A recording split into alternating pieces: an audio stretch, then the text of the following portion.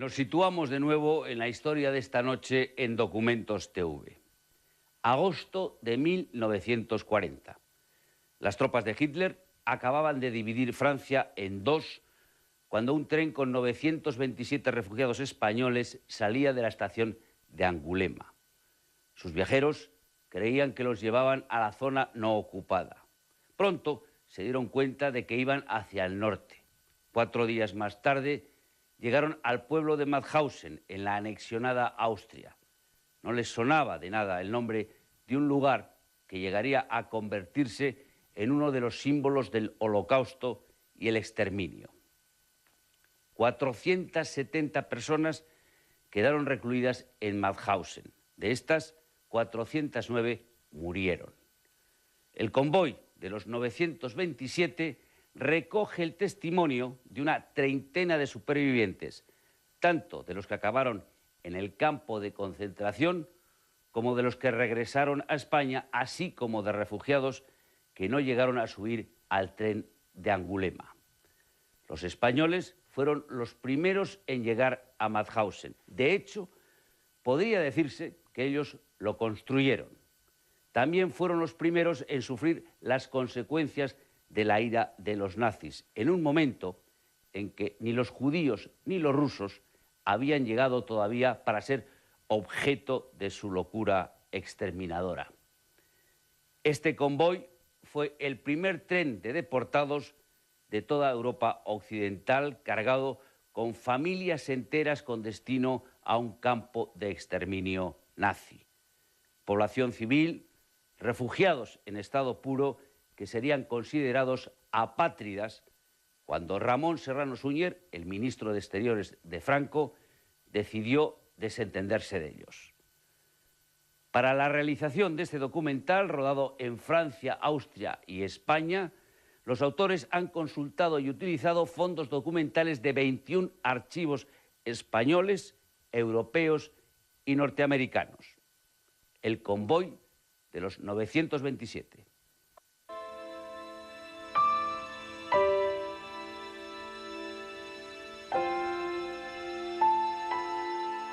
Llegaron los alemanes y en fila india caminando hasta la estación de Angulema.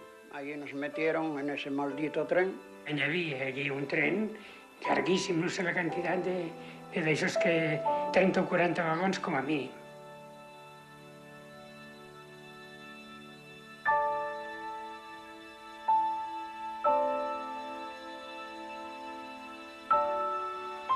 Eran familias enteras, de niños pequeños de pecho y todo ese jaleo. En los rostros, en la cara se veía miedo. Un miedo que no se sabía de qué, pero con miedo. La gente llevaba miedo ya. Le decíamos a los alemanes, ¿dónde vamos? Decían, vamos para España, pero hay que pasar por arriba porque está todo bombardeado, hay que pasar por Italia, total. Un cuento terrible. Y cerraron el tren, decíamos, pues, ¿para dónde nos llevará? ¿Para dónde nos llevará? No sabíamos nada. Era montar, cerrar las puertas y camino para adelante.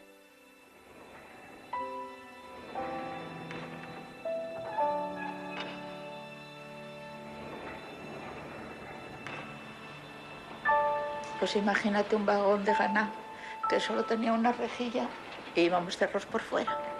Tú de ahí no te podías salir, ya desde Francia. Y estuvimos en ese vagón metidos 18 días con sus correspondientes noches. Al encerrarte al vagón ya perdías tu personalidad, ya no eras libre. Ya hacían de ti lo que les daba la gana. Ya no tenías nombre, ya tenías un número.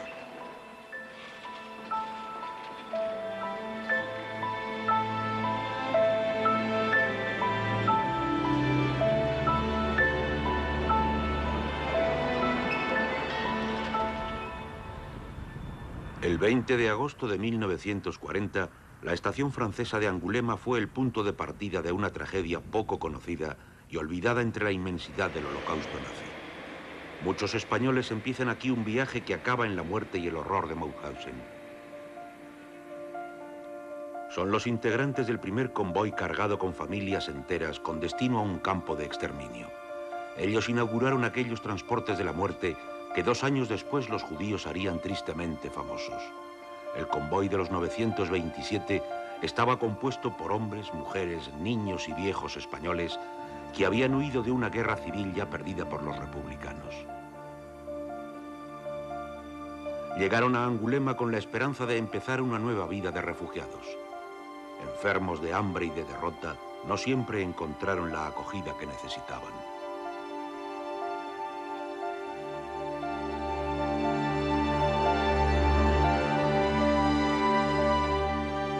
Nos miraban por los alambres, que venían a mirar, como si fuésemos bestias. Del Parlamento francés, un diputado de derechas dijo, nada, con esa gente, unos cuantos viejos barcos, los metemos en el océano y los hundimos. Porque primero dijeron que éramos indeseables y que había que los rojos hay que liquidarlos a todos. Lo primero que veo cuando paso, Francia. Liberté, égalité et fraternité. Y luego me di cuenta que aquello era un eslogan. Las autoridades francesas no disimulan los esfuerzos para hacer que los españoles se marchen lo antes posible y dejen limpio de indeseables, utilizando las palabras de la época, el departamento de Sargent. Pero los españoles se resisten. Ninguno quiere volver a aquella España de Franco donde, pese a haber prometido el perdón, se fusilaba y se encerraba a la gente en la cárcel. En Angulema, los españoles refugiados en el campo de Les Alliés intentan llevarse bien con el comisario del campo Marcel Soulier, un personaje temido y poderoso. Con un favorable o desfavorable, sus informes eran determinantes para los exiliados.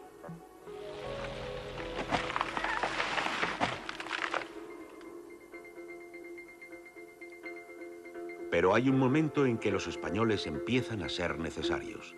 En septiembre de 1939, Alemania invade Polonia y comienza la Segunda Guerra Mundial. Francia se ve amenazada y emprende obras de fortificación de las fronteras, como la línea Maginot. Aquellos españoles que se había querido devolver a la España de Franco son ahora llamados a luchar contra Hitler. Recordaros, son los mismos que han quemado vuestros hogares, los mismos que han matado a vuestras mujeres. Es el momento de vengaros, alistaros a la legión. ¿Ve ustedes cómo? Porque ahí tenían ya necesidad de la carne de cañón.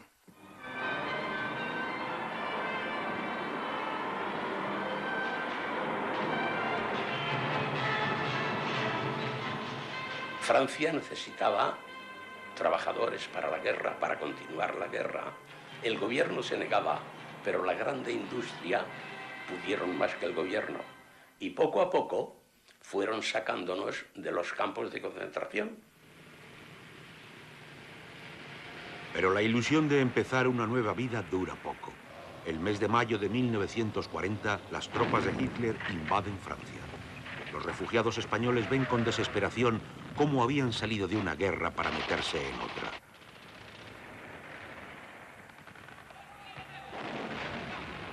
Un mes después, Angulema queda dentro de la zona ocupada por los alemanes.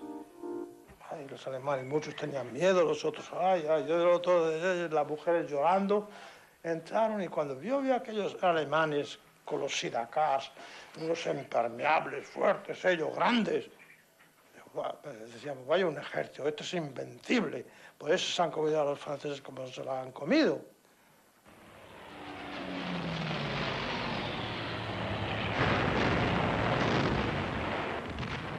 Yo me recuerdo cuando era chavalín, pues había unos micrófonos por las calles en Barcelona y decía catalanins al refugi que la Generalitat vela por vosaltres. Y entonces, quiere decir, ¿por qué? Porque venían las pavas, los júnkeres alemanes a bombardear. Alemanes. Todos los aviones que bombardearon en España eran alemanes. Quien destruyó Guernica eran alemanes. Nos traían caramelos, nos traían pan, nos traían bolas de queso que daban miedo, parecía que los ruedas de camiones. Y yo me acuerdo de haber oído que decían, el león no es tan malo como lo pintan, porque todo el mundo tenía miedo de los alemanes y que nosotros se portábamos muy bien. Hasta el día que entonces nos echaron la red por encima y nos dijeron, sacar las maletas y las ponéis aquí, que nosotros nos encargaremos de hacerlas seguir. Nos cogieron, nos montaron, nos llevaron a pie, ahí fue de pie del campo a la estación, pero a la estación de mercancías. El día en que aquellos amables soldados mostraron la cara más feroz del nazismo, no dieron muchas explicaciones sobre a dónde llevaban a los 927 españoles del campo de refugiados de Le Allier. España o la zona libre de Francia no ocupada por los alemanes eran los dos destinos que tomaban más cuerpo entre quienes pronto dejarían de ser refugiados para pasar a ser simples deportados. No sabían cuántas personas había dentro. Y me dicen, vaya usted a contarlas. Cogí un cuaderno de niños, ¿sabes?, del colegio. Cogí el cuaderno y fui allí. En tal sitio había tantos. Se contaron ellos mismos, ¿eh? Yo no entré dentro del tren. Se contaron ellos mismos, tanto, en tanto. ¿En cada vagón? En cada vagón. Y total había 900, no me acuerdo, 20 y tantos.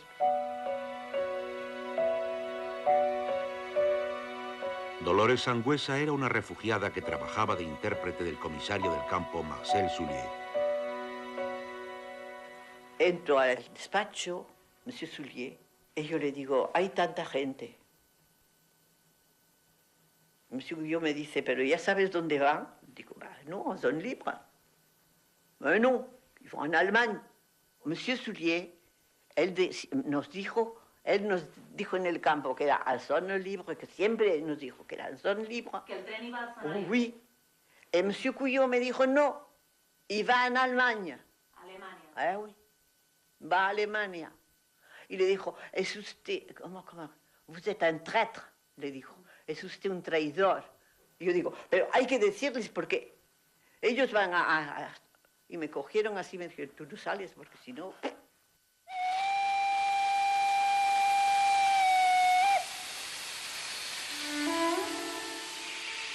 ¿Sabían las autoridades francesas el destino final de este tren?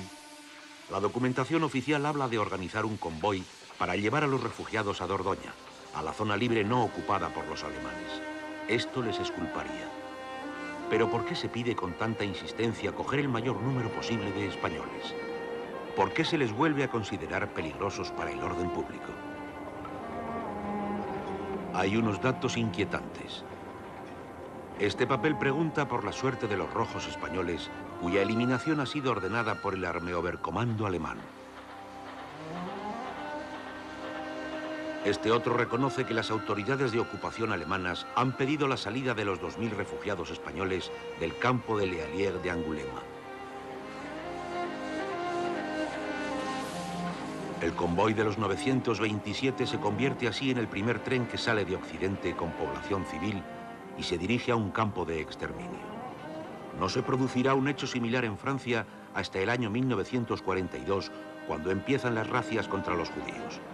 Para Francia eran indeseables, para España luchadores rojos y para Alemania enemigos del Reich. Su destino será Mauthausen, un campo para no reeducables.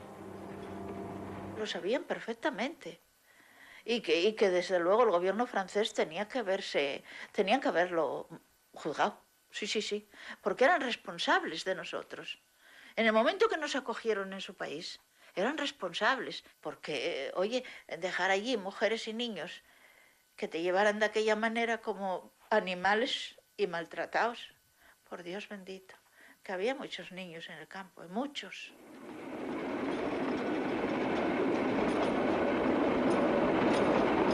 Y hemos estado 4 días en el tren sin salir de los vagones. Vagones de mercancías, no de viajeros, haciendo todo en el vagón.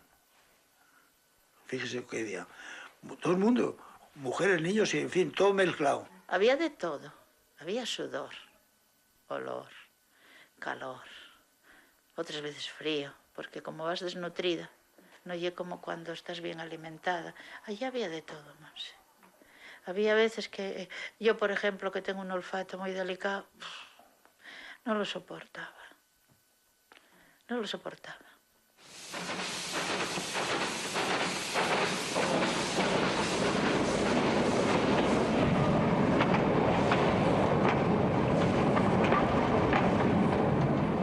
capilla iba cerrada, lo que había era por las rendijas que se miraba, ¿eh?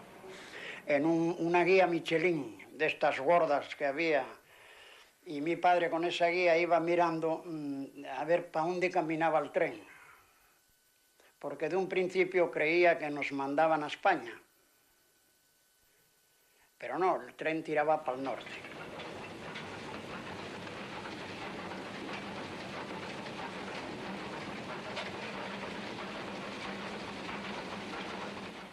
Cuando el tren iba hacia el norte, uno tiene que decir, a España no nos llevan. Jamás pensábamos que nos iban a llevar a Alemania, a Austria, precisamente. Cuando llegamos a la frontera alemana, en la Francia, había un francés que sabía dónde íbamos ya, porque se le ocurrió decir, amigos españoles, os deseo mucha suerte y libertad. Nada más dijo estas palabras.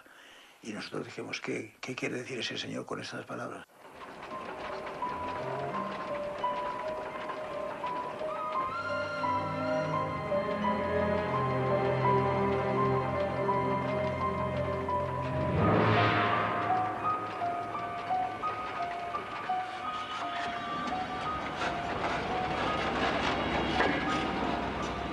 Llegando a Mauthausen, se para el tren en un apeadero, era un andén sin techo, eso me recuerdo muy bien. Yo me asomé por el ventanuco y había un señor mayor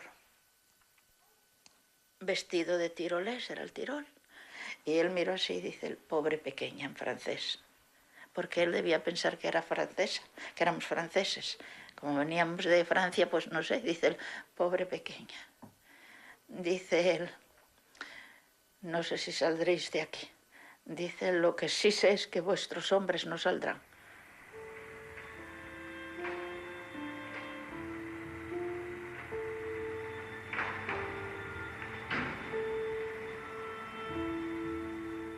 Se abrieron todas las puertas y venía un prisionero con traje de rayas, un oficial alemán, y el prisionero hablaba español.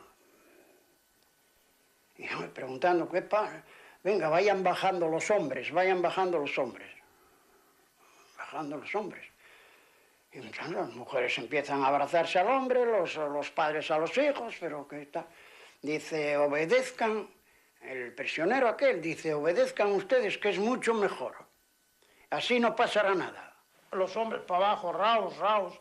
No tuvimos tiempo para comentar lo que iban a hacer, lo que no iban a hacer, dónde estamos. Veíamos aquellas letras ahí escritas, Mauthausen, pero no sabíamos nada.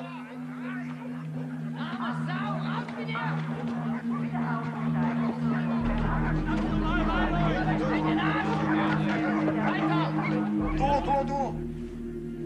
¿Qué edad tenéis? Ellos mismos te lo enseñaban. Vial. Vial quiere decir, ¿cuántos años? ¿Qué edad? En cuanto ya te hacías 10, ¡raus! Ya estabas separado de la familia. Ya no podía, bueno, hasta la vista. No podía decir nada más. Ya estabas embarcado. Quiero decir que no había nada. No hubo ningún despido ni nada. Absolutamente nada.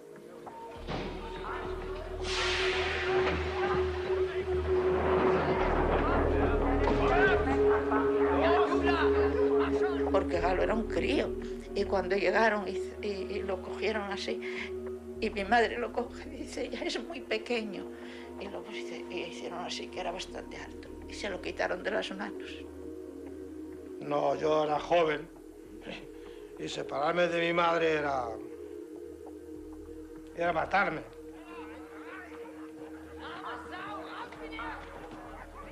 Y nunca lo olvidaré ese momento de la cola.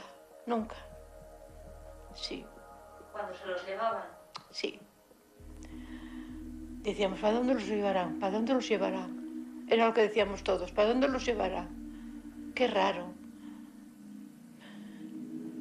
Y vemos dónde fue el destino.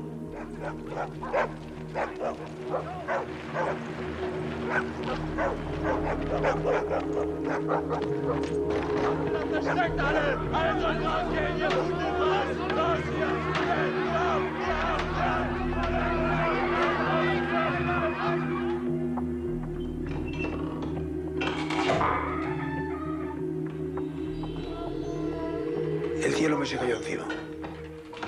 Cuando la puerta central del campo se abrió para dejar entrar la columna de los españoles, terrible. Y yo miré y dije a mi padre, digo, mira, papá, una ametralladora. Dice, no es una ametralladora, dice, es una cámara para filmar. Y dije, no, papá, digo, eso es una ametralladora. Y él, claro, quería que no tuviese miedo.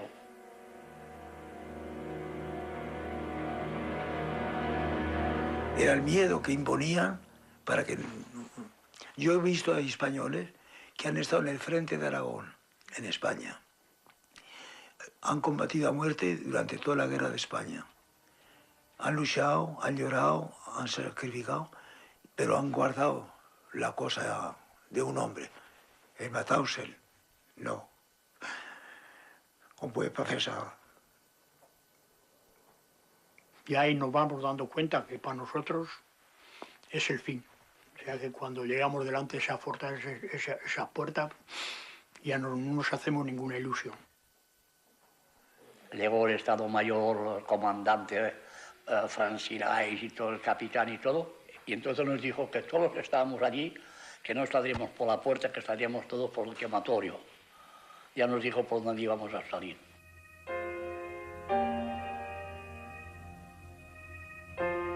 Nos quitaron la ropa, nos pelaron la cabeza, nos afeitaron las partes, creo que de sí, y nos dieron el traje de rayas. No sabían lo que hacer con nosotros.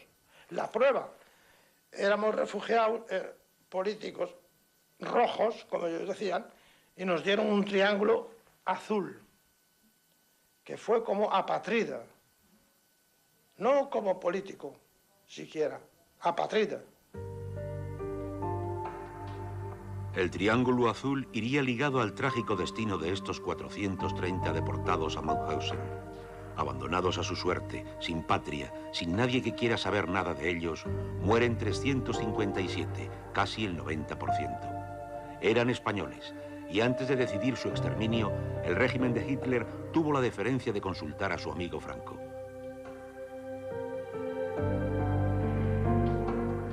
La embajada alemana en Madrid pregunta hasta 4 veces qué tenía que hacer con aquellos españoles capturados en Angulema. 4 cartas en un mes y medio que nunca tuvieron respuesta por parte del Ministerio de Asuntos Exteriores, a cargo en aquel momento de Ramón Serrano Suñer, cuñado de Franco. Los hombres y los chicos jóvenes, casi niños todavía, se habían quedado en Mauthausen. ¿Qué destino esperaba a las mujeres y a los críos más pequeños? Y ahí estuvimos en vía muerta otra vez, sin que nadie se ocupara de nosotros. Allí, el tren parado, oías gritar, chillar y cosas de los otros vagones, pero nada más. Mi madre llorando, aquella otra señora llorando, la otra de allí igual. Quan se posa el tren en marxa que ens prenen, el clamor que n'hi ha de plors i crits i coses, allò és una cosa que no es pot descriure. És que no es pot descriure allò. És una cosa que inclús cada vegada que ho penso tremolo.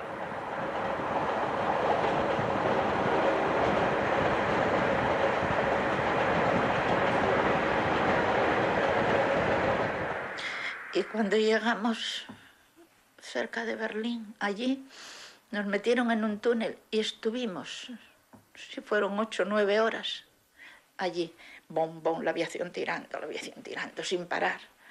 Decían que fuera un bombardeo de los ingleses, horas y horas.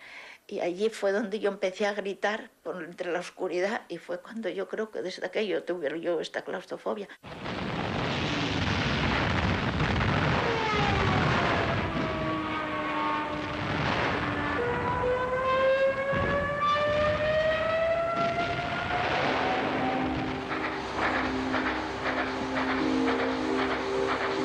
La expedición formada por las mujeres se internó en Alemania. Y regresando por el mismo recorrido y en sentido contrario hasta la frontera española, hicieron el viaje siempre de noche y a grandes velocidades. Las autoridades españolas fueron informadas del recorrido de aquel tren. El que tenía que ser el viaje de regreso a España fue una vuelta incomprensible por Alemania hasta volver a Angulema.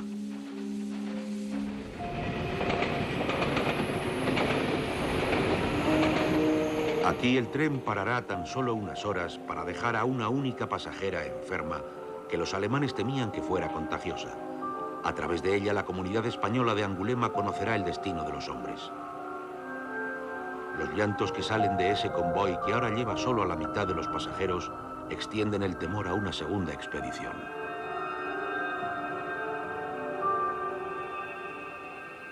Y cuando supimos que está el tren en la estación, de arriba del mercado, de aquí, se oía la gente chillar y algo terrible. Es algo terrible. Yo aún las tengo aquí. No pasaré una vez por ahí sin ver la estación y sin pensar en ese tren.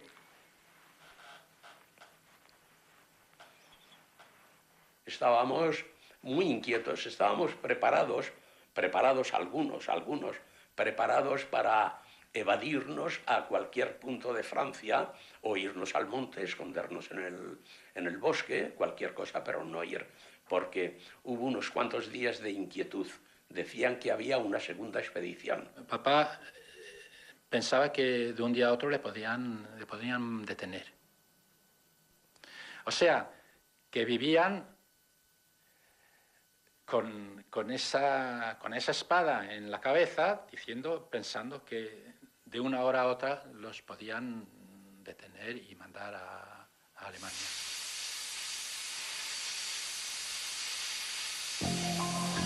El miedo a la formación de un segundo convoy no era infundado. En este documento confidencial, los franceses notifican a las autoridades alemanas la salida del convoy de los 927 españoles y hablan de los preparativos para la salida de más refugiados de Angulema. En esta ocasión solo serían hombres y siempre escogidos según su orientación política.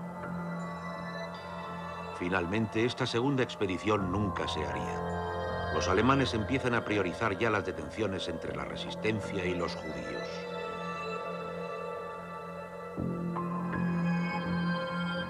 Se llevaron a todos los judíos. Todas mis amiguitas judías que íbamos a la escuela. Veía que los subían en camiones. Maltratados y todo. ¿A los niños también? A los niños también, sí. ¿Les pegaban? Oh, con la escopeta los empujaban.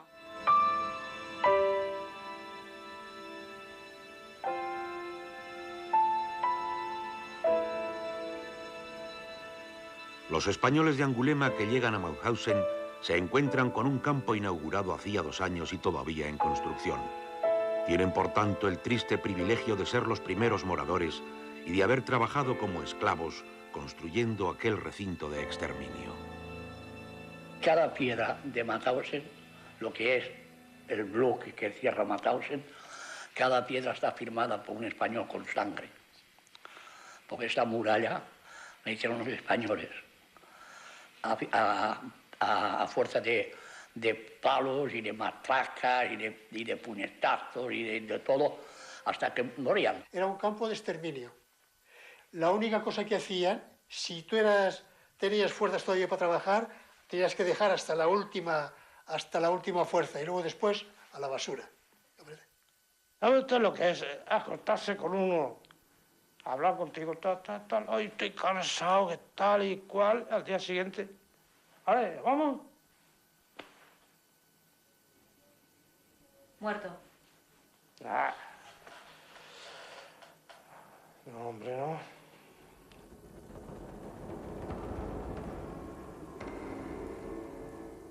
Se formaba durante 2 o 3 horas en la Plaza La Pelle, la plaza donde formábamos, se formaba 2 o 3 horas con la lluvia, con el frío, con la nieve. Y nos contaban como corderos. Mismo los muertos tenían que salir a la Pelle, a la formación, muertos.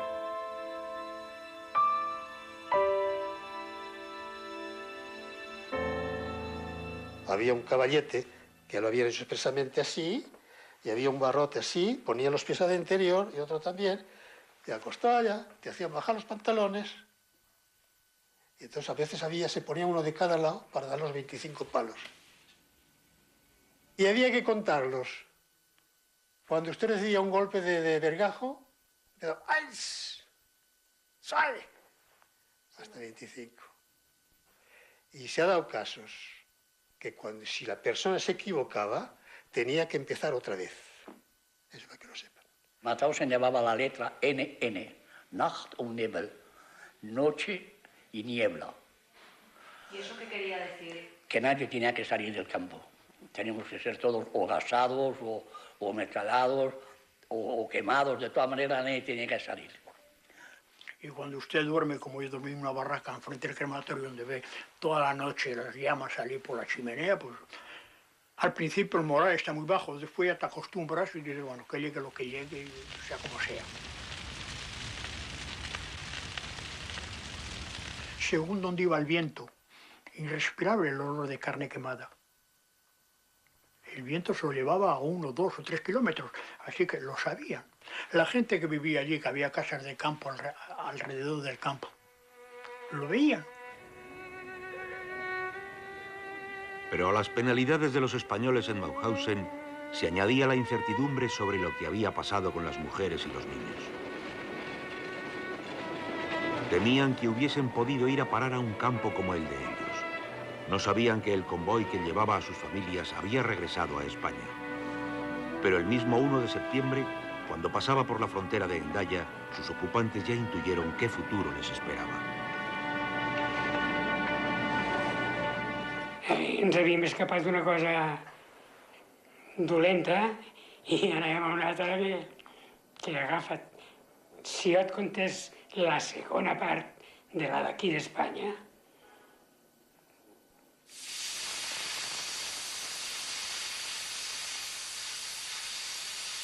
Nos dejaron en el vagón y nadie nos abría. Nadie sabía ni que estábamos allí. Pasó un guardagujas y sintió llorar. Y al sentir llorar, él pensó que eran maleantes que se habían metido en el tren. Abre y cuando ve aquello, dice el Dios mío, ¿pero qué es esto? Entonces mi madre llorando y nosotros todos, además de hambre que no habíamos comido ya cuánto tiempo, un hambre que no, yo ya no tenía ni estómago. Y dice él, pero señoras, ¿qué hacen ustedes aquí? Y mi madre se lo dijo, dice el Dios mío, si yo creí que este tren que habían puesto aquí, la había muerta, dejábanos morir allí. Y al llegar aquí, en Asturias, tuvimos un recibimiento en esta estación de la gente que era de derechas, esperando que bajáramos del tren, diciendo, ahí llegan los rojos, ahí llegan los asesinos. Digo, pero bueno, mujeres y niños. Si eso tiene cabida de explicación, yo no lo sé. Y bueno, y luego pues vino otro martirio, que fue el franquismo.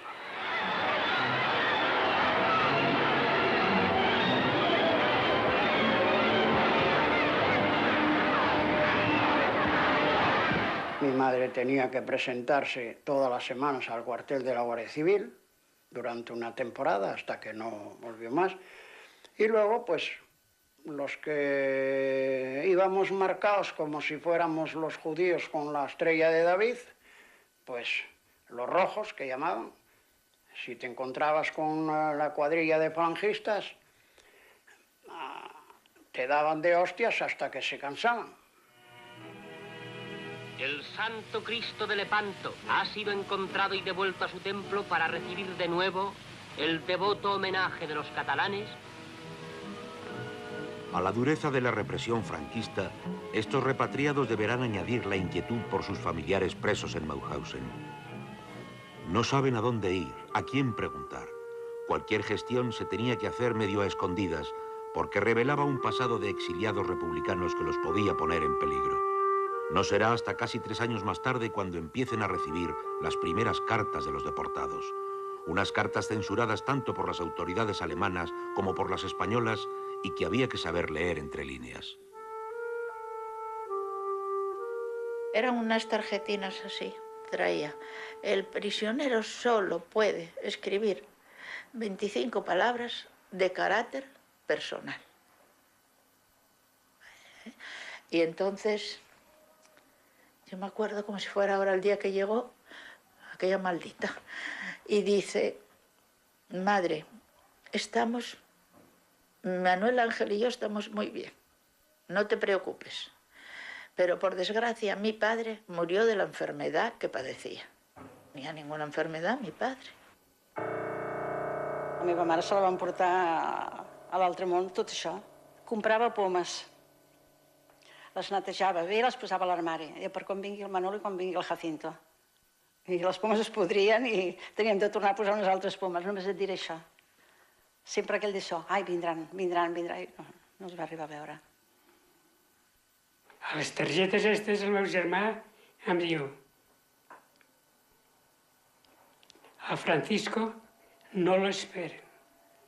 Qui era Francisco? El meu pare. El meu pare va morir a Gutzen.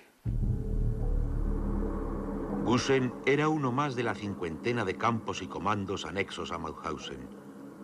Allí, el infierno del infierno, como dicen muchos deportados, murieron muchos españoles. Tener unos 40 años era ser viejo. Tener un defecto físico era ser inútil. De hecho, unos 60 mutilados del convoy ni siquiera fueron inscritos porque se les eliminó nada más bajar del tren. Gusen era el destino final de los 5.000 catalanes que murieron en Mauthausen. Cuando iban a Gusen allá para exterminarlos, porque ya para ellos no daban un suficiente rendimiento. Y esto ocurría con mucha frecuencia cuando esperaban convoys nuevos, que venía mucha gente, no había sitio, había que hacer plaza para los que venían por detrás. En la barraca esa 32 les hacían creer a la gente que iban a curarlos al hospital y había estos dos señores que estaban abajo, al pie de la escalerilla, con dos jeringas y les inyectaban gasolina. Les ayudaban a subir muy humanamente, dese cuenta, ¿eh? Los ayudaban a subir con mucho cuidado y cuando llegaban arriba, los otros ya lo cogían y lo amontonaban porque ya estaba líquido, porque lo hacía efecto de seguida. ¡Qué vida! No se puede usted imaginar lo que eso ha sido. Yo se lo cuento, pero no es la misma cosa que haberlo vivido. Decías, hoy he terminado la jornada con vida, mañana el ponte de interrogación, ¿qué es que va a pasar?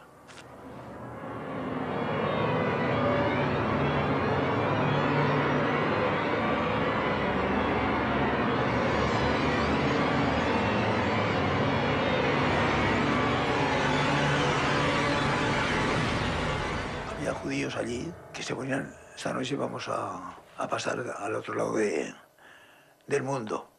Y ya estaban de acuerdo. Y por la noche se levantaban y había uno que ya estaba destinado para coger la alambrada. Y los otros se daban la mano. Y en cuanto había un contacto, y se suicidaban así. Llegó a tener que dormir con el hermano atado. Atar al hermano a él. Porque mi hermano mayor se quería tirar a la alambrada. Y él no podía pensarlo. Y mi padre decía él que cuántas veces lo vio llorar. Dice el hijos, ¿a dónde os he arrastrado? Por un ideal. Cuando uno se escapaba, lo ahorcaban. Y teníamos que pasar todos por su pie, en el campo, mirándolo. El primer persona que yo he visto así, un gitano, y se escapó y estuvo 2 días buscándole por todas partes y no lo encontraban. Pero después tenían unos perros ya entrenados para buscar a la gente y lo encontraron. Y lo trajeron al campo. Lo metieron en una, como si fuera una jaula, de pie, con la mano así. Había 2 que tiraban el carro y la música detrás tocando. Y ya pues todos formados allá, y nos lo pasaban delante. ¿Sabe usted el pedazo de música que tocaba la orquesta? Yo suelo decir, «J'attendrai toujours, j'attendrai le jour et la nuit, j'attendrai, car l'oiseau qui s'enfuit vient chercher l'oubli dans son nid. Le temps passe et court en battant y con esa música para que lo colgaran a él. Y lo colgaron.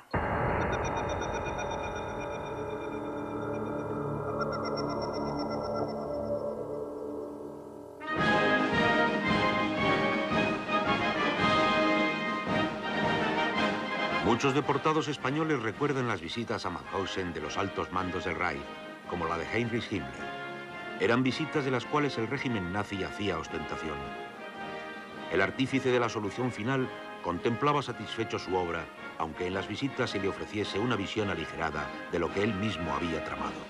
Pero esto no quería decir que lo ignorase, no en vano lo había proyectado.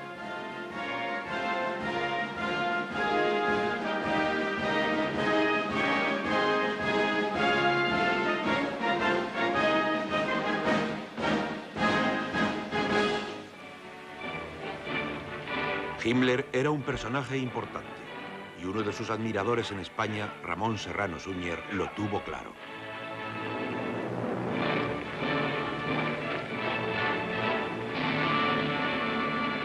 España falangista de Franco trae al Führer del pueblo alemán su cariño y su amistad y su lealtad de ayer, de hoy y de siempre. Serrano estuvo al frente de dos ministerios clave, el de Gobernación, responsable de la represión en el interior, y el de Asuntos Exteriores, desde el cual lideraba los contactos al más alto nivel.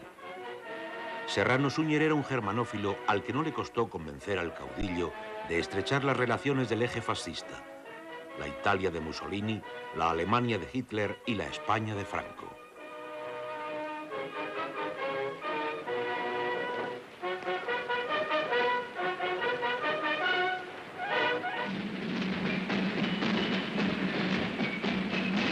La época de más clara imitación estética e ideológica del fascismo es sin duda la de Serrano Suñer.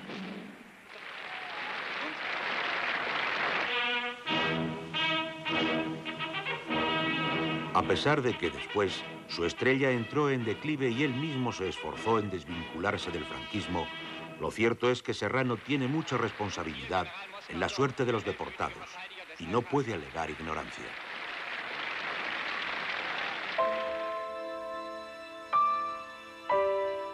La embajada alemana en Madrid preguntó al Ministerio Español de Asuntos Exteriores qué tenía que hacer con los refugiados que había capturado en Angulema.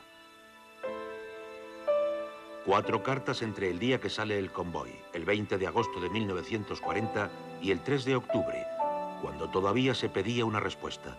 No se contestaron nunca.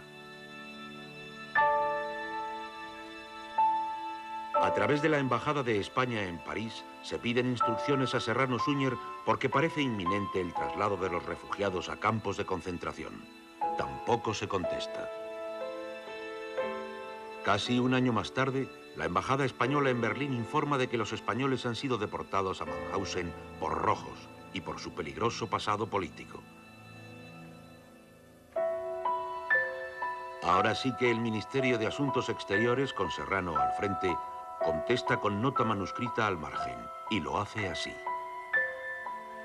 Puesto que no parece oportuno hacer nada en favor de los internos, archívese. Este archívese es la condena a muerte de esos españoles del convoy de los 927.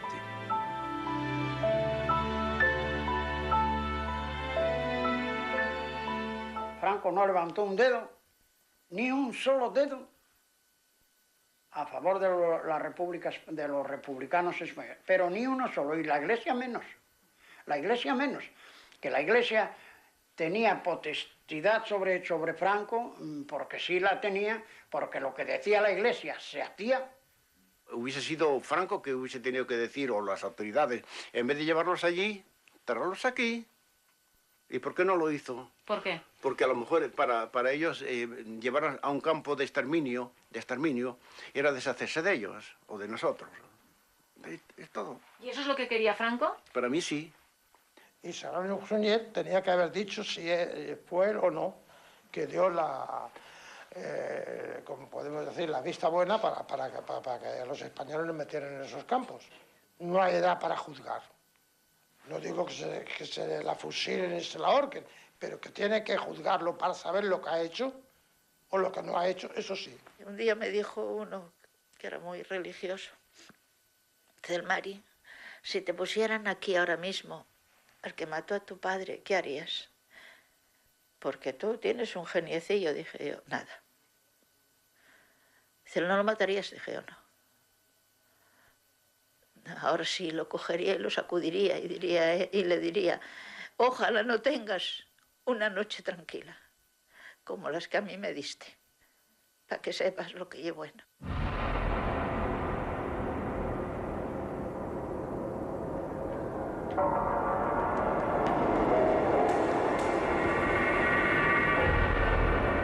La carrera de Serrano acabó abruptamente cuando, con la victoria de los aliados, Franco entendió que no le convenía una persona tan vinculada con los perdedores. ¿Cómo podía decir Serrano Suñer que no sabía que había españoles en Mauthausen?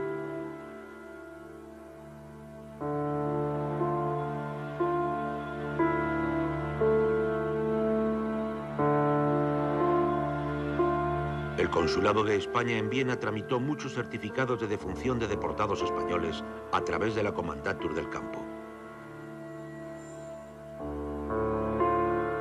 Pero además el Ministerio de Serrano había tramitado como mínimo la salida de 2 de los deportados que llegaron con el convoy de Angulema. La madre de Fernando Pindado tuvo la precaución de apuntar el nombre de la estación donde la habían separado de su hijo. Eso y unos buenos contactos hicieron que consiguiera sacarlo del campo de concentración. Si el Ministerio de Asuntos Exteriores autorizó la repatriación, es muy difícil justificar que su responsable, Serrano Suñer, no lo supiera.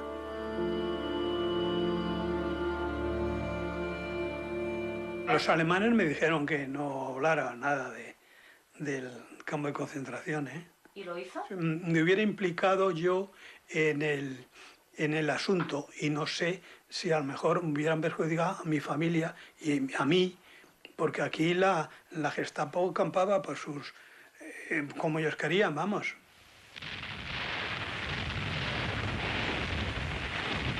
A partir de 1943, los prisioneros de Mauthausen empiezan a tener una esperanza. La batalla de Stalingrado es la primera gran derrota del ejército alemán y marca el principio del fin de la expansión nazi. Pero todavía deberán esperar 2 largos años hasta la liberación del campo.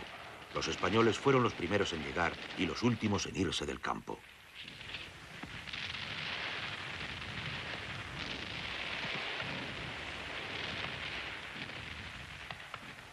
Antes de entrar al campo de Mauthausen, arriba del todo, había 2 postes muy grandes y había la bandera del partido nazi y la bandera alemana. Pero un día, poco antes de la catástrofe para ellos, una tormenta terrible y las 2 banderas, una batalla contra el viento, una cosa como si fuera un valor para nosotros. Y desde dentro de las barracas te levantaban viendo, hasta que en un golpe de aire se llevó las banderas a hacer puñetas y a los pocos días la liberación.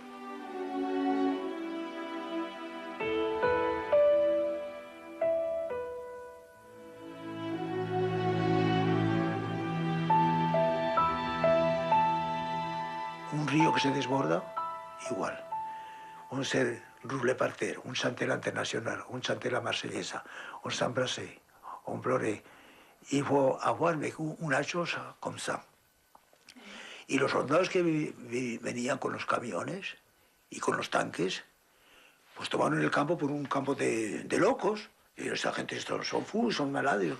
Fue Tesch, un catalán también, fue y cogió unas sábanas de los excesos, no sé qué. Yo no estaba en el campo. Y pintó los españoles saludan a las fuerzas antifascistas, la pusieron ahí grande, y otros tirando el águila. Son españoles los que le están tirando para echarlo abajo. Fue algo, la liberación del campo no se puede olvidar. Está el condenado a muerte y de golpe parado tiene usted la libertad y la vida, ¿qué más puede usted esperar? Pero la alegría de la liberación queda escondida por el horror que se descubre en Mauthausen y en muchos otros campos de concentración. Una vez más, los republicanos españoles tendrán un papel decisivo al mostrar al mundo aquella maquinaria de exterminio. Francia celebra la victoria de los aliados. En medio de la euforia, los exiliados españoles, tratados con todos los honores, están convencidos de que pronto podrán volver a casa. No se imaginaban que la Guerra Fría revalorizaría el anticomunismo de Franco. Más que haber perdido la guerra, más que la estancia en los campos de concentración, esta es la gran derrota para muchos republicanos. El régimen franquista es inamovible. Muchos españoles serán apátridas para siempre.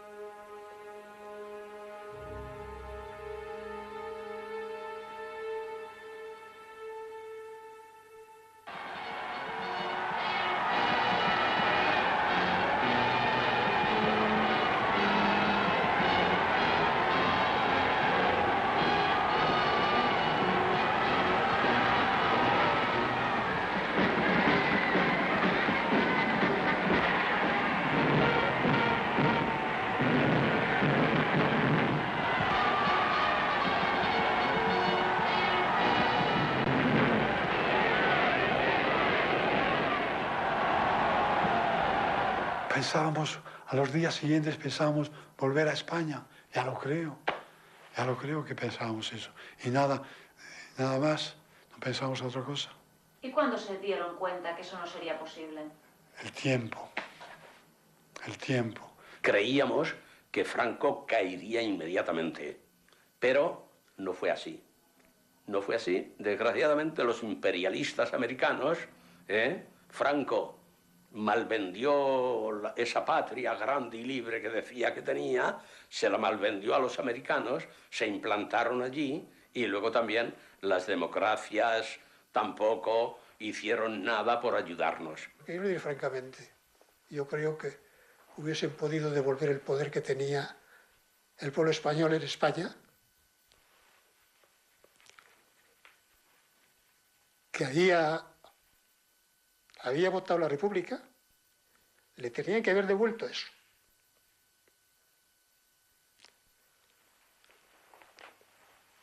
Y no lo hicieron. Y eso no es justo. He combatido por un ideal de libertad y de justicia. Y yo no vuelvo a España. Yo lo he perdido todo. Todo. Mi familia, mi bienestar y la libertad, perderla en España. Eso es terrible. No se puede usted imaginar.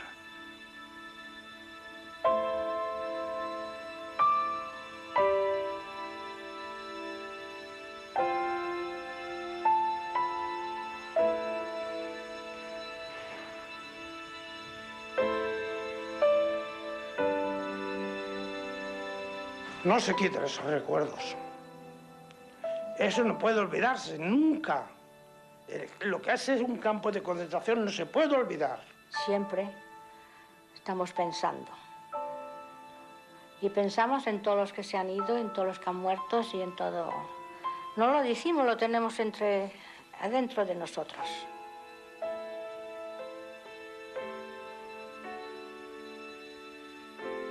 La democracia para mí no ha hecho su trabajo de democracia. Podía haber hecho algo para hacer saber al pueblo español lo que había ocurrido con los españoles. España no ha hecho con sus hijos lo que tenía que haber hecho. Eso es mi opinión. Quizá yo esté en un error, pero no, una cosa así no se puede. No necesitamos monumentos por todos los sitios, un golpe de gupillón para separarla. Un reconocimiento al sacrificio que nosotros hemos hecho por odiar el franquismo. Cuando hay un silencio es que nadie habla. Por eso he venido. Por eso he venido a verla. Para participar.